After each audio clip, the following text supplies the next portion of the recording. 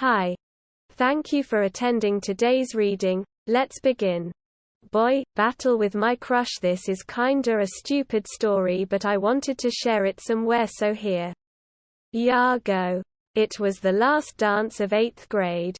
As it set into motion, me and my best friend danced in the corner of the room away from the rest of the students. You know, like the social awkward kids we were. It was just us. Until another student, G, came up to us. He looked us both in the eye and started doing that Milli Rock dance that was popular in 2015. Mind you, this is 2019.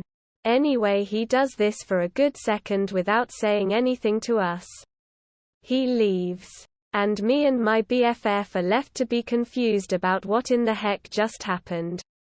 To think this was over was foolish on my half. Because not even 5 minutes later he comes back. This time with 2 of his friends. His friends were M and J. J was my crush at the time. So I'm already freaking out internally because ya know that's my crush now staring me in the eyes. While his friend Millie rocks us. So I was like, I have to do something, I can't just stand here and let this moment go by. So I did the only thing I could do in that moment. I stared G in the eyes and slowly started doing the Macarena. G notices this and also started to do the dance. I get to the part where you flip one hand over when suddenly my hand gets a quick slap. Like a high five. I turn to see the culprit of this action. Only to see it was J. I didn't know what to do. I've never been good at social situations. So how could I handle this weird interaction? I did the first thing that came to mind. I took my hand and buoyed him.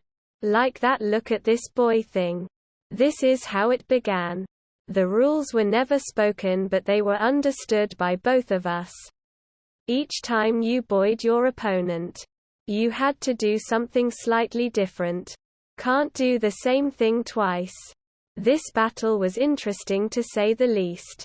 We didn't know how it started. But I knew I would be the one to end it. I was going strong at first and thought that I could win this. That was until M stepped in. It was the coolest bro moment I have seen in a while. Without a word or even eye contact, they released a perfectly synchronized boy on me. I couldn't compete with that. They had won this war and everyone knew it. I smiled. And they walked away. It's important to know that throughout this entire interaction not a single word was spoken. It probably looked really strange. Especially to my friend who was forced to just witness this. End of story. Next story. What is the most interesting conversation you've had on a flight? 5 comments. Share. Save. Hide. Report. 99% upvoted. End of story. Next story. Time travel is not what you think. Years ago, a man named Ned Grant was getting a psychology degree. A scientist emailed him and asked him to take part in an experiment. He agreed. The experiment was named 598 to 732. No cool name like Project X. Just 598 to 732. On April 15, 2005 at 3:20 Ned went to the experiment. When he got there, there was a rickety old house surrounded by a metal circle that was lifted a few inches above the ground. There were 2 other people there waiting outside the ring. Ned walked up to them and waited with them. One of the people there was a sandy-haired boy no older than 22. The other person was a girl with flaming red hair.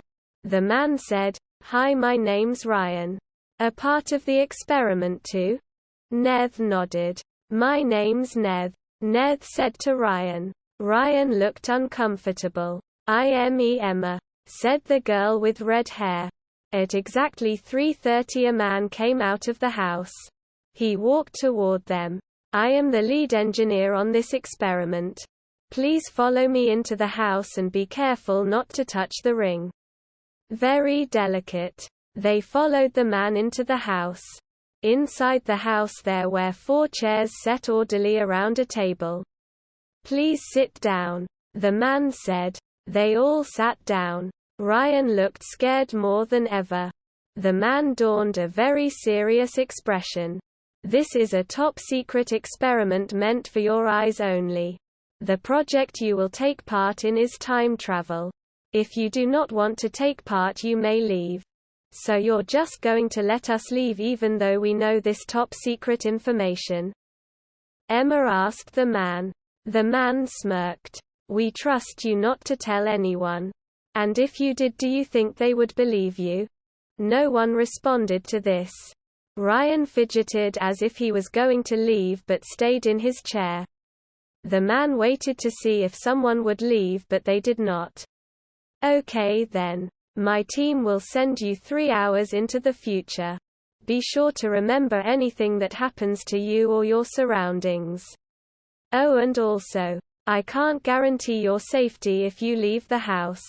We have tested on dogs and other animals before and recorded nothing wrong with their bodies after the experiment. Well, see you in 3 hours, he said while leaving the room. Emma, Ned, and Ryan all stood up and watched the ring through the window. They look at each other and start to laugh. No way, this is real, Ryan says. After 15 minutes the ring starts to glow. It gets brighter and brighter until everywhere they looked was covered in a golden red light. And then suddenly nothing. Not darkness. Not like you closed your eyes. Just nothing. Ned looked around and could see the room and the window sill, but outside was nothing. My heart stopped beating. Emma screamed. Ned checked his pulse on his wrist. So had his heart. Ryan kept looking into the empty void outside the window and said nothing. Emma and Ned sat back down at the table. There's something wrong about that thing out there. I don't like it at all, Emma said. Ned stayed quiet. They all did nothing for hours. Or what they thought were hours. Ryan kept looking into the nothing every now and then, muttering nonsense to himself. After a week of nothing, they noticed they did not need sleep. They did not get hungry or thirsty. And they were bored out of their minds. They tried to sleep but to no avail. They noticed the room had no temperature. It was neither hot or cold or in between. Eventually they stopped breathing but were still alive. This whole time Ryan kept looking into the void until he said clearly and loudly, "I am leaving. I want to know its secrets. It welcomes me." He walked toward the door. Ned and Emma did nothing to stop him out of sheer boredom, they just watched blankly. He walked to the door and it creaked open. The void was right outside the doorway. He stuck his hand out. He then proceeded to pull it back and his hand was gone. There was exposed bone and flesh and tissue but no blood. He looked at his hand and smiled. He then walked through himself. The door slammed on its own behind him. After what felt like years, Ned and Emma started to play games like kids. They would play house, they would play store clerk. What were they doing? Maybe it was their minds trading these moments for shreds of sanity. They did not know. After what felt like a decade, Ned looked into the nothingness. The next thing he knew, he was on the floor, a stinging pain on his cheek. Emma was standing over him crying. "You were staring out into the void for hours. I can't do this alone." Emma screamed at him. "I was out looking for a second, not hours," Ned said to her. She just shook her head and tried to calm down. "Maybe if we looked out it would all end sooner." Emma looked at him, tears still in her eyes. "We should barricade the door to be sure," Emma said. They did so. They took the table and chairs and put them all in front of the door and then sat down in front of the window and looked into each other's eyes. Fear filled their souls as they got ready to look into nothing. "Ready?" Ned asked Emma. She nodded her head and they held each other's hands as they turned their gaze toward the nothing. As if it was no time at all, there was a flash of light and they were back in the world. Ned jumped up and took a breath for the first time in years. Or was it years? No, it was just 3 hours. He looked behind him as he heard a scream.